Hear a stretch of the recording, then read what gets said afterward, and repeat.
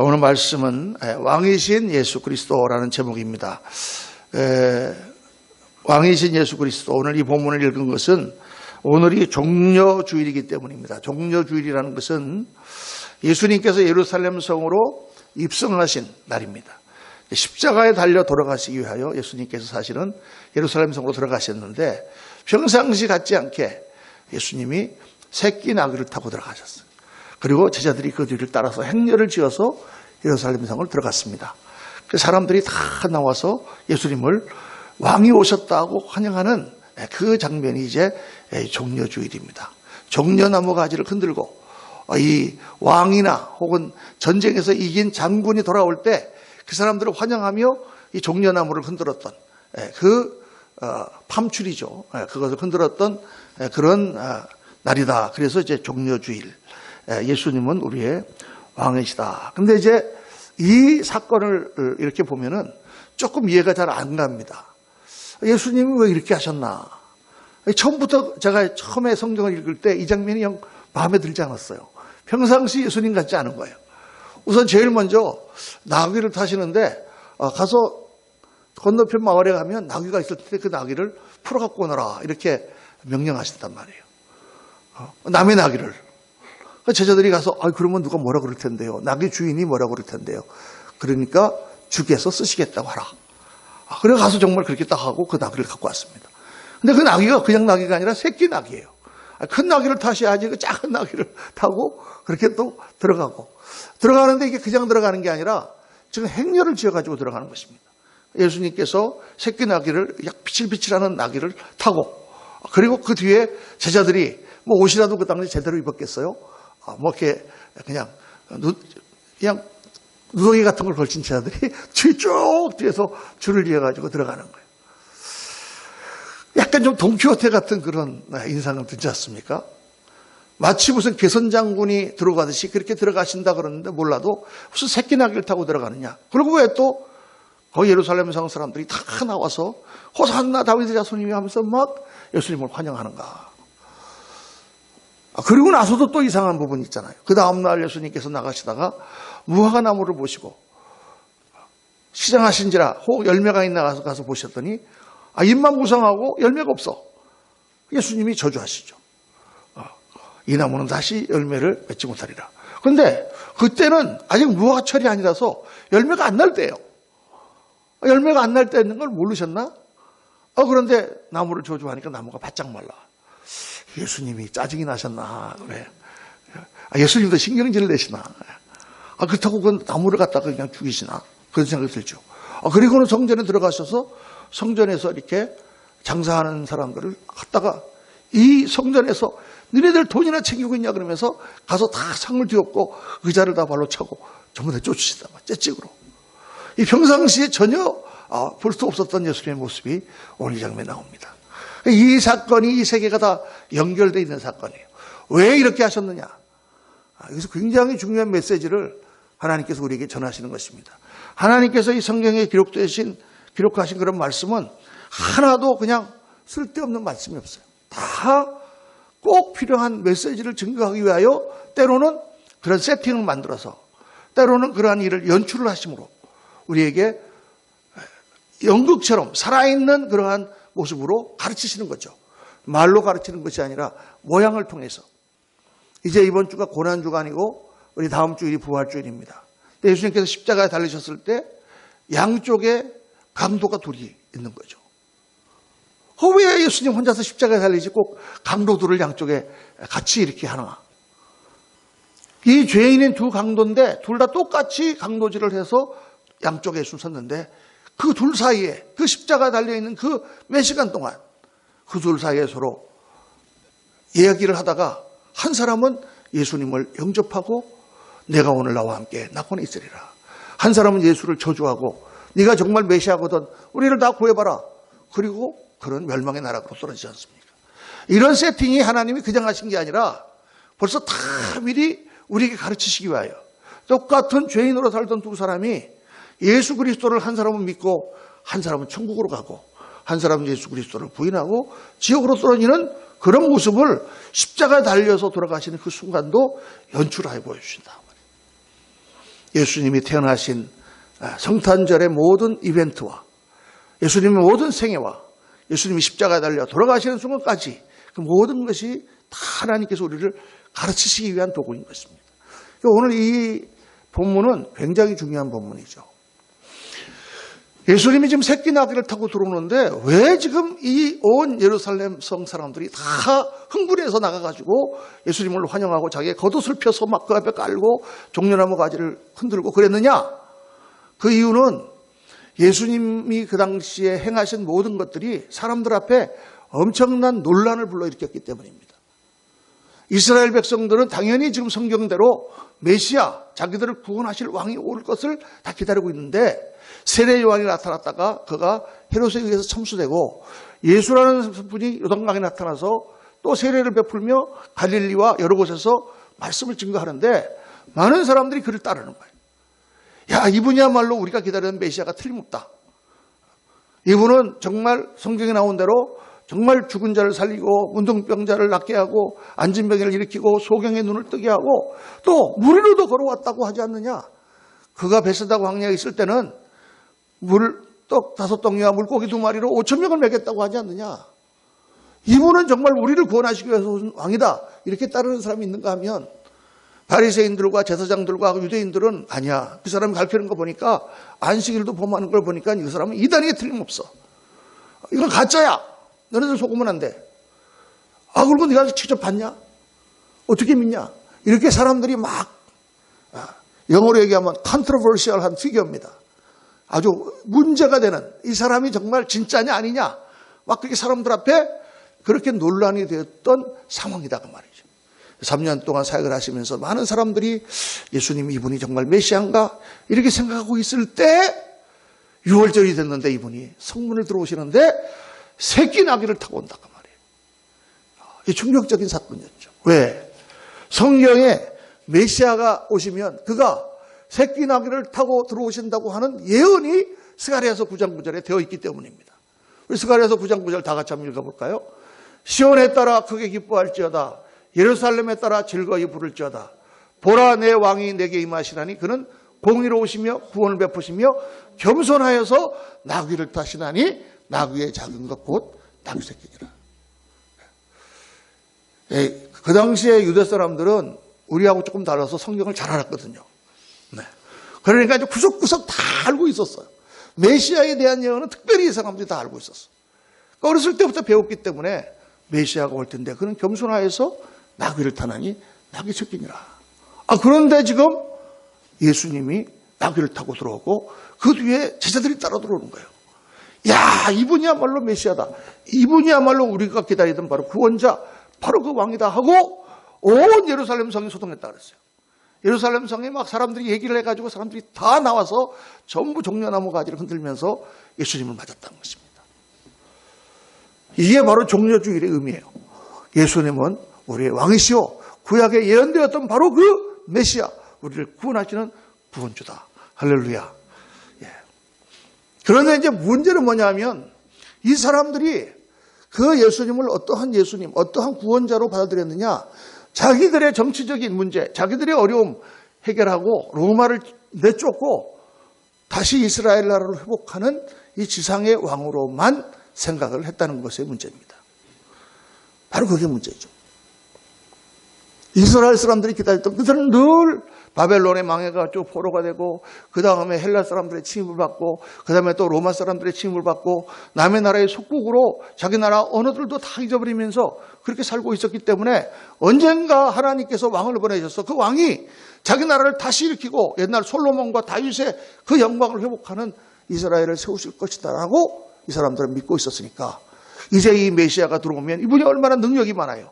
기적을 일으키잖아요. 이분이 로마 병들을 다 쳐부수고 다시 이스라엘 나라를 세울 것이다. 이렇게 기대하며 예수를 맞았다가 말이에요. 그런데 어떻게 됐습니까? 나흘이 지났는데 소문이 들려왔는데 어젯밤에 그 예수가 로마 군병들한테 체포됐다고 하더라. 오늘 새벽에 재판이 열린다고 하더라. 사람들이 다 나가보니까 피투성이가 된 예수님이 가시관을 쓰고 포박이 돼서 서 있는 거예요. 우리를 구원해 줄 알았는데 저 왕이 오셨어. 이 로마 병들을 다 쳐부수고 우리를 세울 줄 알았는데 아니 저게 무슨 꼴이야. 간단하게 체포돼서 저렇게 서 있어? 군중들이 가졌던 모든 기대가 다 실망과 분노로 변하면서 예수를 십자가에 못 박아라. 이렇게 변한 것입니다. 빌라도가 자기가 볼 때 죄가 큰 죄가 없어요. 뭐 대단한 죄를 저지른 게 아니야.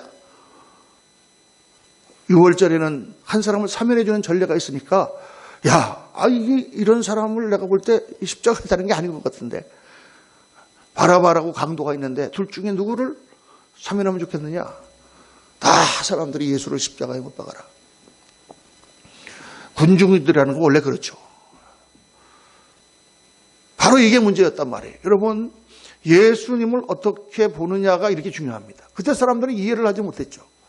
예수님이 오셔서 십자가를 지시고 그분이 우리의 죄를 사하셔야만 된다는 것을 이해하지 못했어요. 그리고 그냥 단지 이 땅에 복을 주고 이 땅에 그냥 잘 되고 잘 먹고 잘 살게 하는 왕으로만 예수님을 생각했다 그 말이에요. 그런데 오늘도 똑같은 잘못을 저지르고 있는 것입니다. 우리가 만약 예수님을 이 땅에 우리의 문제나 해결해 주고 우리의 어떤 기도 응답하시고 그냥 우리의 잘 먹고 잘 살게 해주는 그런 예수로만 믿으면 똑같은 일을 하는 것입니다. 아프리카의 동북부에 세 나라가 있어요. 거기에 딱 붙어 있습니다. 그 나라가. 이집트가 있고 그 바로 밑에 이디오피아가 있고 그 바로 밑에 수단이 있습니다. 이 세 나라는 아프리카에서 제일 먼저 복음화가 돼서 1세기부터 그 나라가 복음화돼서 6세기, 7세기까지 기독교 국가로 있던 나라들입니다. 이집트와 에티오피아와 수단. 그런데 6세기 중반, 7세기 중반에 사라센이 일어나서 마호메트와 그 이슬람 교도들이 일어나서 기독교 국가들을 쳐들어갔잖아요. 아프리카로 쳐들어갔을 때 세 나라가 다 정복이 됐습니다. 정복이 됐는데 에티오피아는 아무리 이슬람이 쳐들어가도 끝까지 저항하고 자기들을 지키면서 끝까지 기독교를 고수를 했고 그래서 지금까지 기독교 국가로 남아있고 아직 뭐 이슬람이 많지만은 거의 과반수 이상이 기독교 국가인 나라가 됐고 이집트도 다 정복을 당했지만 콥틱 교도들이라고 하는 사람들이 끝까지 남아서 지금도 이집트 인구의 약 20에서 25%가 콥틱 교도들입니다. 기독교를 지켰는데 수단만큼은 완전히 이슬람에게 쓰러져서 완전히 이슬람화되고 말았어요. 이슬람도 이상한 이슬람을 믿는 그런 나라로 전락하고 말았습니다. 수단 선교사님이 오셔서 저에게 해주신 말씀이에요. 그러면서 그렇게 우리한테 얘기를 하는 거예요. 여러분, 왜 이 세 나라 중에 이집트와 또 에티오피아는 끝까지 믿음을 지키고 그 엄청난 적군들이 몰려서 자기를 핍박하고 죽이는데 순교할지언정 믿음을 버리지 않았는데 왜 수단은 그렇게 빨리 넘어간 줄 아십니까? 수단은 축복신앙만 가르쳤다는 거예요. 때로는 우리가 십자가를 지고 때로는 믿음을 지키기 위하여 고난을 이기고 핍박을 이겨야 된다는 건 가르치지 않고 무조건 예수 믿으면 복 받는다. 예수 믿으면 건강하게 된다. 예수 믿으면 돈 번다. 예수 믿으면 출세한다. 이것만 가르쳤다는 거예요. 축복신앙만 가지고 있는 그런 교회는 어려움과 핍박이 오면 금방 넘어갑니다. 당장 칼이 밀려오는데 어떻게 믿음을 지키겠습니까? 여러분, 예수님은 오늘 우리에게 복을 주시는 분인 줄 믿습니다. 하나님께서 우리에게 복을 주시죠. 예수님 믿음 우리를 강건케 하시고 힘을 주시고 승리케 하시고 기도를 응답해 주시고 우리를 밀어주시고 우리가 함께 하셔서 어려움을 이기게 하시고 승리하게 하시는 하나님이신 줄로 믿습니다. 아멘? 아멘이죠. 그런데 그것만 믿으면 안 된다고 말해요. 그것만 믿으면. 그러는 가운데 때로는 어려움이 오잖아요. 때로는 우리에게 핍박이 오잖아요. 때로는 고난이 오잖아요. 때로는 문제가 있잖아요. 때로는 기도를 했는데도 응답이 안 될 때가 있잖아요. 기다려야 될 때가 있잖아요. 그때는 어떻게 할 겁니까? 그때도 우리가 절대 우리 주님을 버릴 수가 없는 거죠. 그때도 예수님은 나의 왕이라 해야 되는 거죠. 만약 하나님이 내가 말하는 거 다 들어줄 때 그때는 진짜 할렐루야 하나님이고 내가 말하는 것을 안 들어주고 기도도 응답 안 하면 그때는 버린다면 그건 하나님이 아니라 종이죠. 우리의 종이에요. 내가 시키는 거 하는 종이죠. 근데 하나님은 때로는 우리 기도를 잘 안 들으실 때도 있어요. 여러분. 여러 가지 이유가 있지만 때로는 우리가 고난을 통과하게 하실 때도 있다고 말이에요. 그러나 그때야말로 우리가 더 하나님을 붙들어야 될 때입니다. 결혼을 했습니다. 남편이 아주 잘 나가는 남편입니다. 거의 막 재벌이라고 그럽니다. 그냥 뭐 돈도 너무 잘 벌어요. 사람들이 다 나한테 그럽니다. 야, 너 어떻게 하다가 그렇게 좋은 남편 얻었니? 옛날에 우리 70년대, 80년대 그런 일이 많이 있었거든요. 그때 한참 막 중동 경기가 일어나면서 그냥 막 재벌들이 막 일어났어요. 우리 선배 하나도 막 대봉인가 뭔가 해가지고 막 갑자기 재벌 반열에 막 올라가지고 막 아파트 막 짓고 뭐 평상시에 이렇게 했는데 창업을 했는데 그냥 그래가지고 막 신흥 재벌로 올라갔었습니다. 그런데 그냥 몇 년 지나가지고 그냥 너무 투자를 많이 했는지 그냥 확 망하기 시작하는데 다 망해갖고 감옥에 들어가는 거예요. 정말 부도가 나가지고 그 집 다 날리고 빚이 많으니까 은행이 막히고 돈줄이 막히니까 다 날라가고. 그래 어제까지는 막 공주님처럼 너 어떻게 그렇게 결혼을 잘했니 막 그랬는데 오늘 갑자기 막 옥바라지 한다고 막 옷 싸가지고 막 감옥에 들어가고. 그러면 어떡합니까? 이혼할 겁니까? 남편 버립니까? 돈 잘 벌고 그래야 남편이지. 감옥에 가 있는데 무슨 남편이야. 아니죠. 아니죠, 여러분. 그러니까 관계라는 것이 그런 것입니다.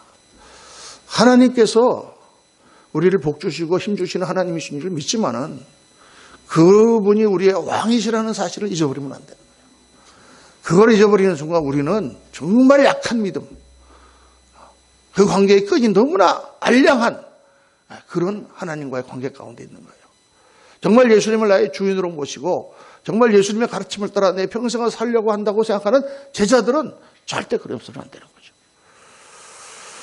우리가 예수님을 호산나 종려나무 가지를 흔들면서 맞았다가 예수님을 십자가에 못 박으라고 소리치는 그런 군중으로 변화될 수 있다는 사실을 우리가 깨달아야 됩니다. 그러니까 이 전체가 예수님의 왕되심을 말씀하는 거예요. 예수님이 왜 나귀를 가져오라고 그랬냐. 딴 때 보면 언제 예수님이 누구 걸 가져오라고 하신 적 있습니까? 오병이어의 기적을 일으키시는데 뭔가 재료가 필요해.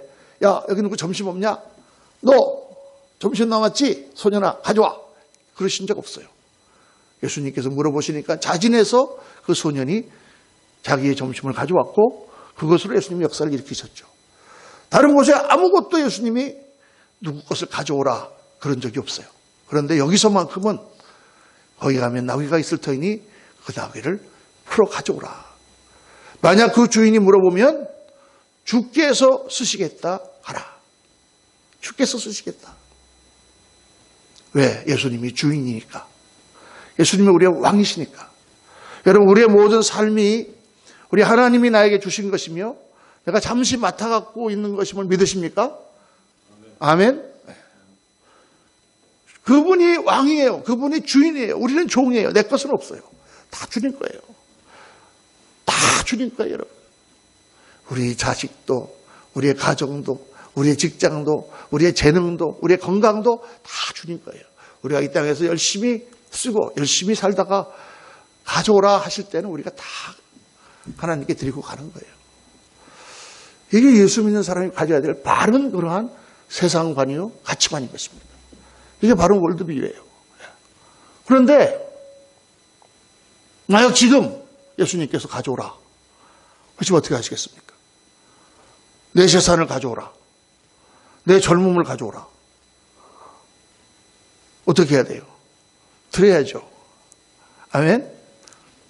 아멘 소리가 없어요. 왜냐하면 이런 얘기 들으면 굉장히 마음이 불편합니다. 왜 내 걸 뺏어가려고 하시나. 걱정이 상당히 됩니다. 어떻게 하지? 기분이 좀 나쁘기도 합니다. 근데 여러분, 걱정하지 마세요. 왜냐하면 아무나 가져오라고 그러시지 않습니다. 가져올 만한 사람에게 예수님 말씀하세요. 정말 꼭 시킬 사람에게 시킨 거예요. 아무에게나 시키지 않습니다. 그런데 그렇게 해서 예수님이 가져오라고 하는 사람들은 특별한 사람들이에요. 그렇게 해서 하나님께 드리면 어떻게 될까요? 하나님께서 굉장한 일을 일으키시고 그러고 말미암아 그 사람에게 엄청난 영광을 주시는 거예요. 때로 하나님은 우리에게 부으셔요. 그런데 그게 특별한 은총인 것을 깨달아야 됩니다. 그날에 제가 예수 처음 믿었을 때 우리 선배 믿음의 누님 같은 분이 계셨어요. 김선숙 선교사님이라고. 우리보다 한 10살 많은데 그분은 간호원으로 서독 간호사로 파송됐다가 아주 얼굴도 이쁘시고 공부도 잘하시고 학교도 좋은 데 나오시고 미국 가서 또 대학원까지 나오고 아주 좋은 병원에 그렇게 간호원으로 그렇게 섬기고 계시던 분이었는데 어느 날 예수님을 믿게 됐어요. 저는 80년도 초에 너무 예수님께 감사해서 어느 날 이제 교회를 열심히 다니면서 추수감사절이 됐는데 그때 너무 하나님 앞에 기도하고 싶어가지고 낮에 추수감사절 날 낮에 목요일 날 낮에 예배당에 혼자 나와서 하나님 앞에 기도를 했답니다. 하나님 너무 감사한데 제가 무엇을 하나님께 드릴 수 있을까요? 기도했는데 하나님께 뜻밖의 내 젊음을 다오 이렇게 음성을 듣는 그때 그분이 40대 초반이었거든요. 내 젊음을 다오. 그때 하나님께서 나의 이 젊음을 쓰시기를 원하시는구나. 그리고 그때 선교사로 헌신해서 제가 다녔던 감리교회에 제1호 선교사로 파송됐습니다. 필리핀으로. 그때부터 지금까지 은퇴 다 하고 지금까지 지금 70대 중반이신데도 아직도 필리핀에 사시면서 계속 거기 그 필리핀의 스모키 마운틴이라고 그 스모키 마운틴은 미국의 굉장히 아름다운 산이거든요. 근데 거기 필리핀의 스모키 마운틴은 난제도처럼 쓰레기를 태워갖고 거기 연기가 많이 난다 그래갖고 그 스모키 마운틴이라고 부르는 쓰레기 더미 옆에 있는 그 사람들을 섬기면서 지금까지 그렇게 사역을 하십니다. 너무 아름답고 너무 귀하게. 여러분 아무에게나 그렇게 하나님 말씀하시지 않지만은 하나님께서 그렇게 말씀하실 때 그것을 드리면 여러분 젊음 가지고 뭐 하겠어요? 기껏해야 뭐 세상에서 즐겁게 즐기고 열심히 세상에서 출세하려고 그렇게 뛰다가 결국 늙으면 다 말 그런 인생인데 하나님께서 귀하게 사용하시는 거죠. 얼마나 하나님을 기쁘시게 하는 그런 삶인지. 그런데 정말 그게 좋은 것은 이 나귀를 한번 보세요, 여러분. 여기 예수님 앞에 지금 부름받은 나귀. 이 나귀가 뭘 했죠? 예수님을 태우고 가는 영광을 얻은 거예요. 이 우주의 왕, 하나님의 아들을 예수 그리스도를 태우고 간 나귀가 됐단 말이에요. 이 세상에 어떤 나귀 중에 이런 나귀가 있을 수가 있어요. 야, 영광의 왕을 태우고 이 계속 기록에 나오잖아. 나귀 이름은 없지만 성경에 계속 나오잖아. 이 나귀가 지금 이 4층에 우리 주일학교 아이들 중에 지금 그 나귀를 만들어서 이렇게 지금 오늘 한다고 그러더라고. 그런 나귀가 되는 거예요, 여러분. 그 하나님께서 우리를 부르실 때에 응답할 때 그 영광, 하나님 우리를 사용하신 영광은 비교할 수 없는 거죠. 여러분, 예수 그리스도를 왕으로 나에게 모시고 정말 주님이 주시는 은혜 가운데 하나님께서 우리를 부르실 때 거기에 우리의 삶을 드리고 헌신하는 것은 전부 하나님께서 기뻐하시고 우리에게 되돌려 주시고 더 큰 복으로 역사하시는 줄로 믿습니다. 달란트의 비율을 보세요. 5달란트 가진 사람이 5달란트 남기니까 어떻게 해요? 10달란트를 다 그에게 줍니다. 우리의 인생을 영원롭게 하시고 하나님께 우리를 사용하심으로 정말 아름다운 인생으로 우리를 만들어 주시기 위하여 하시는 것이지 하나님이 뭐가 필요하셔서 우리로부터 그것을 가져가려고 하시겠습니까? 그게 오늘 우리가 묵상하는 중요한 내용이에요. 예수님께서 우리의 왕이 되신다는 것은 우리 것을 가져오라 뿐만 아니라 우리를 다스리시는, 우리를 고치시고 다스리시고 통치하시는 중요한 의미가 있습니다. 우리 그리스도인의 삶이 어떻게 하면 하나님의 영광을 나타내느냐? 예수님이 내 안에 들어오셔서 나를 통치하셔야 돼요. 그런데 나의 옛사람이 자꾸 이걸 거부하는 거예요. 자꾸 옛사람이 나타나는 거예요. 그러니까 예수 믿는 사람들이 하나님 나라의 빛을 나타내지 못하는 거예요.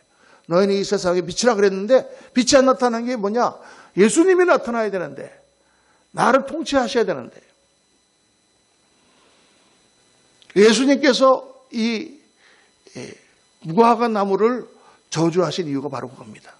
예수님이 철이 아닌 걸 모르셨을까요? 그런데 마침 잘 가르칠 수 있는 이 사람들에게 정말 진리를 가르칠 수 있는 좋은 소재가 거기 하나 있는 거예요. 잎만 무성하지 열매가 없는 거예요. 그 잎만 무성한 나무 가지를 저주하시면서 우리에게 말씀하시는 거예요. 너희들 인생을 살 때 입만 무성하고 열매가 없는 인생을 살지 마라. 겉으로 볼 때는 뭐 번쩍거리는 것 같고 화려한 것 같지만 알맹이는 하나도 없고, 겉으로 볼 때는 사람들 앞에 뭐 이렇게 뭐 잘난 것처럼 막 그렇지만 속에 성격이나 이런 것들은 막 이상한 엉터리 같은 그런 인생 살지 말라. 여러분, 우리가 인생을 살면서 많은 열매가 있습니다. 무엇을 했느냐, 어떤 일들을 이루었느냐. 그럼 가장 중요한 열매는 인격의 열매입니다. 내가 어떠한 사람으로 인생을 살고 어떤 사람으로 하나님 앞에 서느냐, 그것보다 더 중요한 열매가 없는 거죠. 하나님께서 그걸 만들기를 원하신단 말이에요. 그러니까 우리가 내놔야 돼요. 하나님은 강제로 하시지 않거든요. 성령의 역사 가운데 아주 중요한 원칙 하나가 뭐냐, 성령님은 절대로 강제로 우리를 바꾸시지 않습니다. 만약 하나님이 우리를 강제로 바꾸신다면 벌써 다 바꾸셨어요. 우리의 의지를 전부 다 꺾어버리시고 우리를 멍청하게 만들어서 하나님 말만 순종하는 그런 로봇으로 다 만드셨을 거예요. 근데 그렇게 하지 않습니다. 하나님은 우리를 존중하시고 우리에게 말씀하시고 우리가 하나님 앞에 내어놓을 때 하나님께서 우리를 변화시키세요. 우리의 마음이 야들야들해져서 하나님 말씀을 들으면 그 말씀이 우리의 마음을 움직이고, 그래서 내가 하나님 그렇게 되기를 원합니다 하고 부럽뜨릴 때 하나님의 역사가 일어나요. 우리의 마음이 강박해서 하나님 말씀을 듣고 딱딱 튕기면은 절대 하나님 역사하시지 않습니다. 절대 역사하시지 않습니다. 그래서 성경에 계속 말씀하시는 거예요. 이 목이 곧은 백성들아, 목이 곧은 백성들아. 여러분, 오늘 열매 없는 무화과 나무처럼 되면 안 된다. 주님께서 말씀하시는 것입니다. 그냥 대충대충 인생을 살다가 어영부영 살다가 늙어서 그냥 죽는 인생이 아니라 하나님 앞에서 그리스도 성령으로 우리의 몸, 우리의 삶을 온전히 변화시키고, 그래서 정말 주님의 기뻐하시는 인격으로 변화되고 그런 빛의 모습이 우리 가운데 나타나야 될 줄로 믿습니다.